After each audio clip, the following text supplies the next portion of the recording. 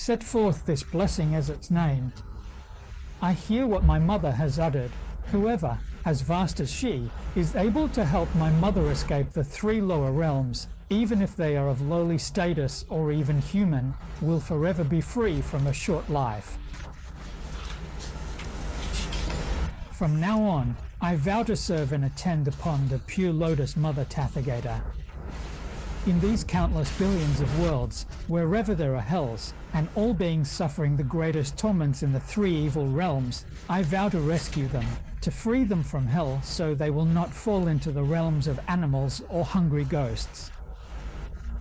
Only when those who suffer such karmic retribution enter the Buddha's pure land can it truly be called correct and proper.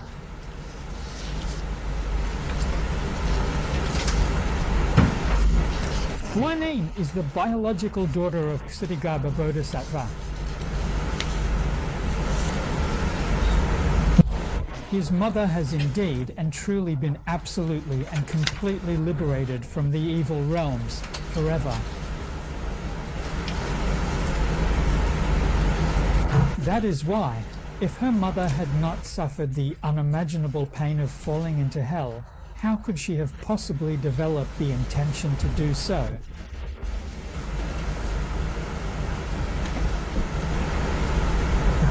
His mother's merit actually comes from this very experience. It was because she fell into hell and endured such immense suffering that this filial son gave rise to such a great vow. He made a vast noble vow.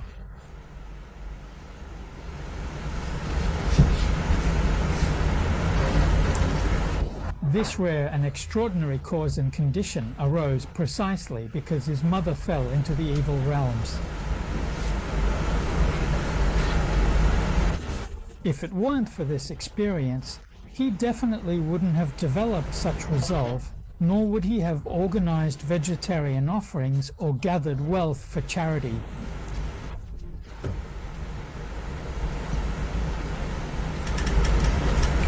Isn't that right? What his mother gave him was a positive vow born from adversity. So truly, this is the incredible power of a bodhisattva's vow, an inconceivable strength. As soon as he made this vow, his mother was immediately and forever freed from the 3 evil realms.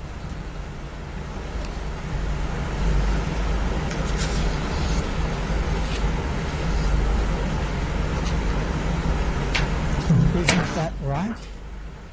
We need to understand this principle, and we must remember the resolve behind his vow. If we too can.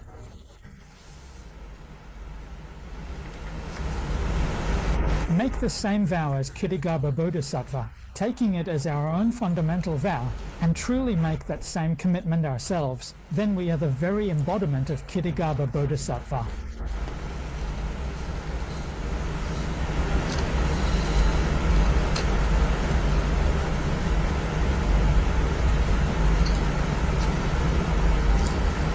The merit from this is simply unimaginable. And it's not just for ourselves. Our parents and relatives from past lives can also be freed from the evil realms forever. As it's often said in Buddhism, when one attains Buddhahood, 9 generations of ancestors ascend to heaven. Going upwards, even 9 generations of ancestors can be awakened to the suffering of the world. Truly, this is the genuine teaching of the Buddhas. These words are real, not false. We can deeply appreciate this from this passage of scripture. He made his vow in front of the Buddha statue, declaring that from now on, throughout countless worlds and realms, with utmost sincerity,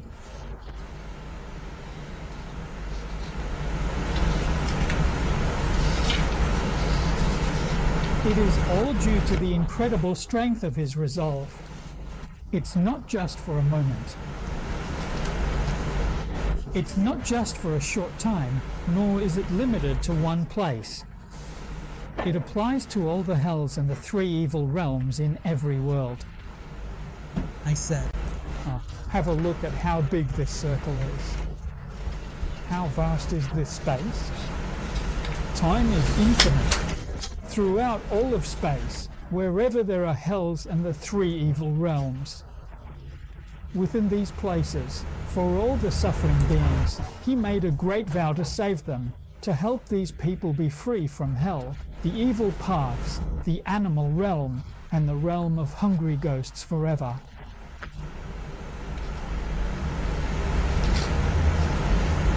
He thinks of those suffering as if they were truly his own mother, and for all those who experience such suffering, once they have all, each and every one, become Buddhas, only then, and not before, will he himself finally attain Buddhahood. This is what is meant by, if the hells are not empty, I will not become a Buddha. Once the hells are empty, the realms of hungry ghosts and animals will be empty too. True. He made this vow. He clearly heard the pure lotus mother Tathagata, who said to her son, Guangmu, like a great compassionate mother, you are truly able to be a good mother and have made such a great vow. This is a blessing brought about by filial piety. When this vow was made, a voice was heard. Even though no Buddha image appeared, the voice of the Buddha was heard. This response was extremely clear. Clear cause and clear response. He made his vow in front of the Buddha image. This is the cause, and the response was obvious. He immediately received a clear voice from the Buddha. The Buddha spoke to him, and he heard the Buddha's voice telling Guangmu, your great compassion is truly the great compassion of the Tathagata. To universally save all sentient beings, to truly be a good mother, this aspiration of yours, this heart of a compassionate mother, arose because your own mother fell into the lower realms.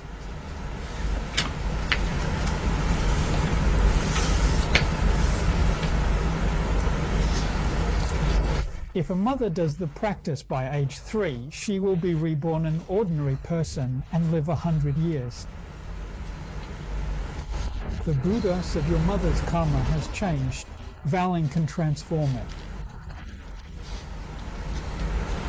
After your mother died at the age of 13, she was able to be reborn as a human and in a very good family too. She was reborn as an ordinary person, but also as a practitioner. Brahmin practitioner, lived to be 100. After her passing, she was reborn in the Western Pure Land, a land with no boundaries. While she was cultivating the path, she had the rare good fortune to encounter the Buddha's teachings.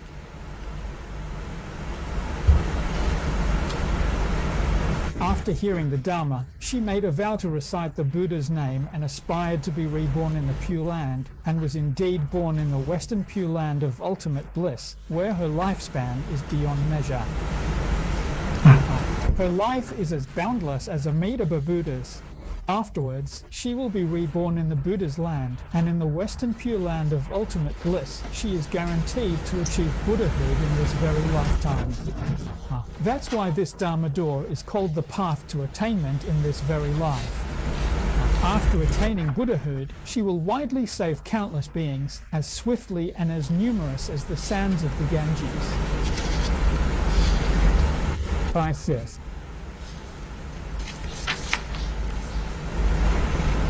What the pure lotus mother Tathagata, her revered spiritual figure, told Lady Guang about the future good fortune and blessings that would be awaiting her beloved mother.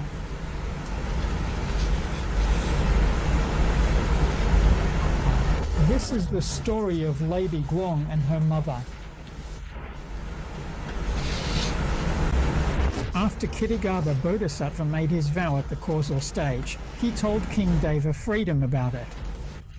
Now, let's look at the sutra text. He reported to King Deva freedom. At that time, the Arhat's mother, named Guangmu, was actually the Bodhisattva infinite intent. So, the Arhat at that time, whose mother was called Guangmu, is now the Bodhisattva infinite intent. She has already become a Bodhisattva.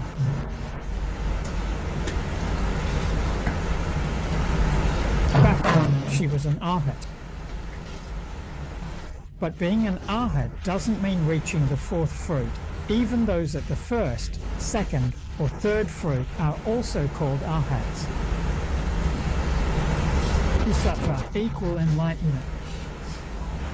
Her mother named Guangmu was the Bodhisattva of liberation at that time, and now she is also a Bodhisattva at the stage of equal enlightenment. The daughter Guangmu was Kitigaba Bodhisattva.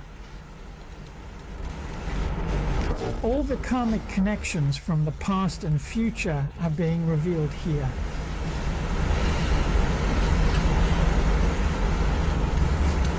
This is something we should learn from. Alright, let's look at the next part of the scripture.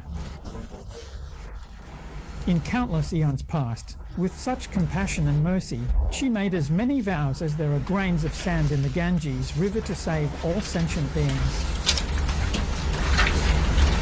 Here, the five Buddhas once again sincerely encourage us to truly and deeply understand this profound reality.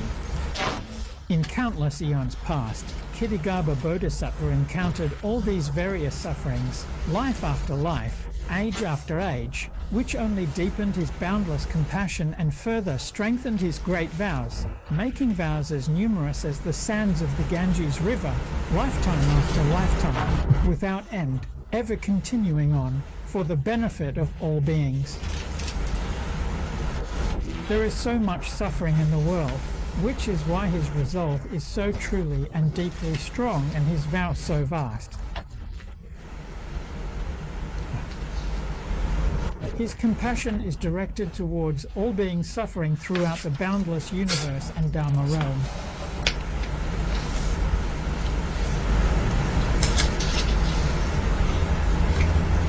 Reviewing a passage. In future lives, meaning our present time. Since the Buddha's time, according to Westerners, it's been 1,500 years. According to Chinese historical records, it's more than 3,000 years. So, this future lives actually refers to our present time. If there are men or women, now, this just says men and women, without specifying good men or women. Men and women who create negative karma. As stated, those who do not practice good deeds, commit evil deeds, don't believe in cause and effect, engage in sexual or wrongful desires, obsessed with blood, use harsh words, or slander loyal ministers, these karmic seeds will definitely lead to falling into bad realms. This is talking about the present life, and engaging in the act of committing these kinds of karma is all too common in today's society, in our daily lives. We can see it happening everywhere, all the time. If they keep on doing this, who knows what will happen to them? They're bound to fall into bad realms. Did you ever think about that? Besides, life is incredibly short, and in such a brief and fleeting time, it's all too easy to unintentionally or even unknowingly commit bad karma, sometimes even really serious, significant bad karma. In the blink of an eye, before you even realize it, you'll see them suffering the consequences. But if they encounter a good teacher, and in just a snap of the fingers take refuge in Kitigaba Bodhisattva, then all beings can be shown the way to be completely freed from the retribution of the three evil paths.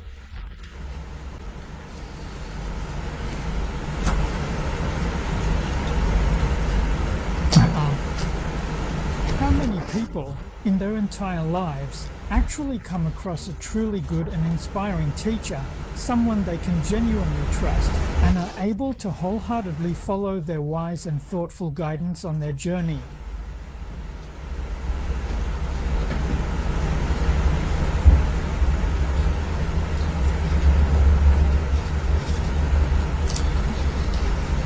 A genuine good teacher understands the principles of cause and effect, recognizing how every action we take can lead to a particular result, whether positive or negative. Such a teacher clearly sees the truth behind karma and its consequences, understanding how our choices and behaviors shape our experiences and the outcomes we encounter in life. Their advice is always sincere, genuinely thoughtful, compassionate and warm, reassuring and supportive. When we hear it, we are quietly, truly, and profoundly, gently moved. In just the blink of an eye, which, as you know, means a very short moment, you can take refuge in Kitigaba Bodhisattva. To take refuge means to return all the bad deeds you did before. Now you turn back and stop doing them. You rely on, you depend on the teachings of Kitigaba Bodhisattva in your daily life to guide your spiritual practice.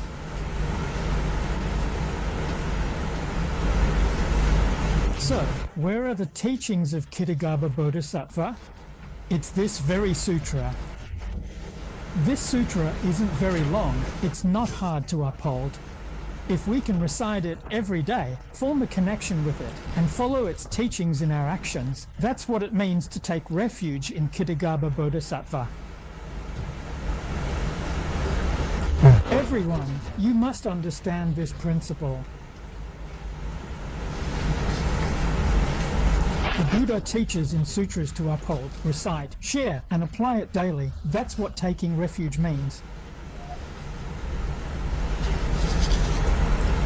It's not just about reading through the sutra once a day and thinking that's enough. That won't do. Reciting it once just plants a seed of good karma in your layer consciousness. But if you don't change your actions, if you can't turn over a new leaf and turn back, you'll still have to face bad consequences. But the negative consequences will be a bit lighter, and the time it takes to get out of these bad realms will be a bit quicker, that's for sure. But if you want to avoid falling into the bad realms altogether, that's just not possible. Otherwise, the whole principle of cause and effect would be overturned. Because if you often recite it, even if you haven't put it into practice, in your mind, in your layer consciousness, there will be more seeds from the Earth Store Sutra, so it's easier for them to go into play, easier for you to become aware. That's the benefit.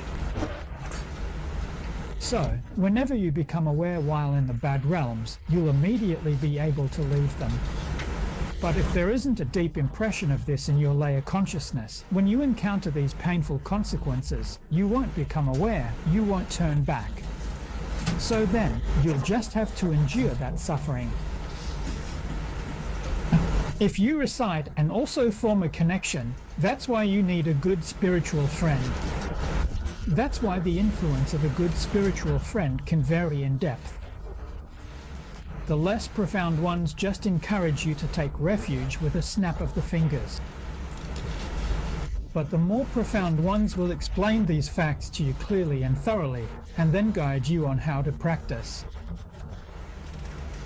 That's what you call a good spiritual friend who's studied deeply. Once you understand everything clearly, you'll truly turn back. Turning back is about saving yourself, not saving others. If you don't turn back, if you don't save yourself, you'll definitely fall into decline. It's just like what Avalokiteshvara Bodhisattva said. The suffering in hell is beyond words. It's unbearable to even talk about.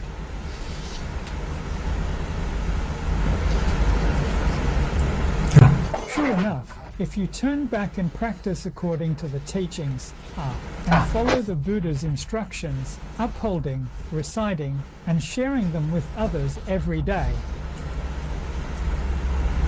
then you, as a person, will be freed from the retribution of the three evil paths, and you definitely won't create the karma for the three evil paths, nor will you suffer their consequences. And why is that?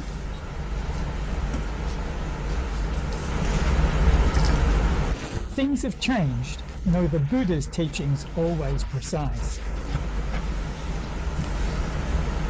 The seeds of the karma you've created in the past will always be there.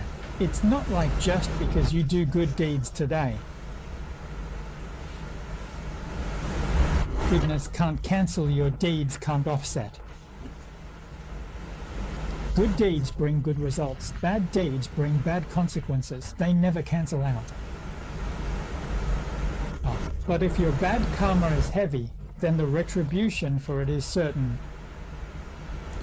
But right now, if I don't want to face this bad retribution just yet, and I want to bring forward the results of my good deeds, that can be done.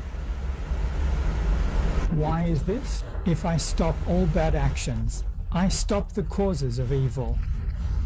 Even if bad karma remains, without the cause, it won't arise. Even if my good deeds are few, I can strengthen the causes of goodness. Let the good blossom and bear fruit first. This can be done. Millimeter. This is reasonable. It really depends on effort and understanding.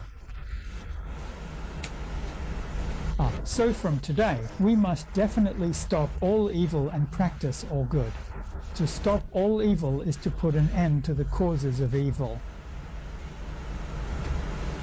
Even if you've created extremely heavy evil causes in the past, without the cause, the evil won't bear fruit. Even if the good you've done is very little, even a small bit of goodness is fine. From now on, strengthen it, let these good conditions grow, and let good results appear. That's all you need. Next, the Buddha teaches us. He teaches us how to transform this karmic result, and this part is very important. We return our own mind to purity. This is the first line, and it's fundamental. Gui means to take refuge. Take refuge. You all must remember that taking refuge means making sure you follow the teachings. If you can't actually practice according to the teachings, it's not called taking refuge. You haven't turned back. Return means back.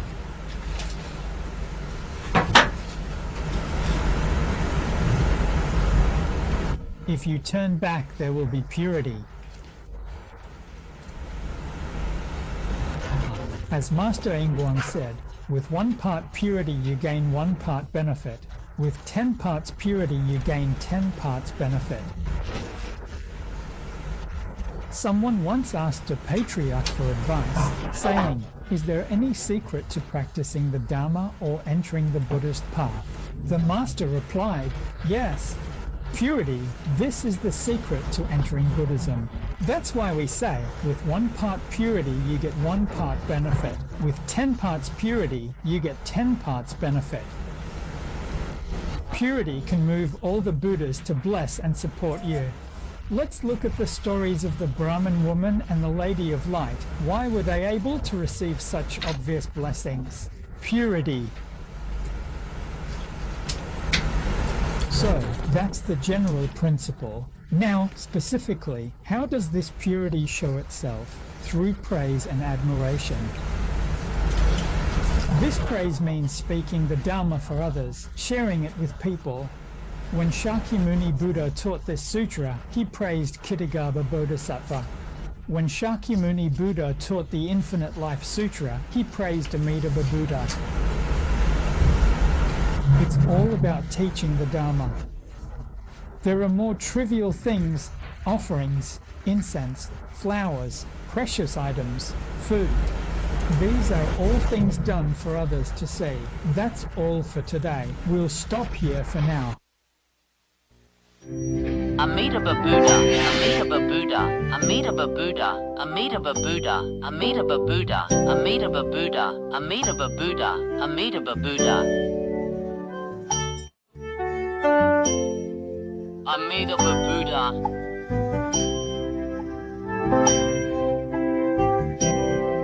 Amitabha Buddha. Amitabha Buddha. Amitabha Buddha. Amitabha Buddha. Amitabha Buddha. Amitabha Buddha. Amitabha Buddha. Amitabha Buddha. Amitabha Buddha. Amitabha Buddha. Amitabha Buddha. By chanting the name of Amitabha Buddha, we bring peace, compassion, and mindfulness into our hearts.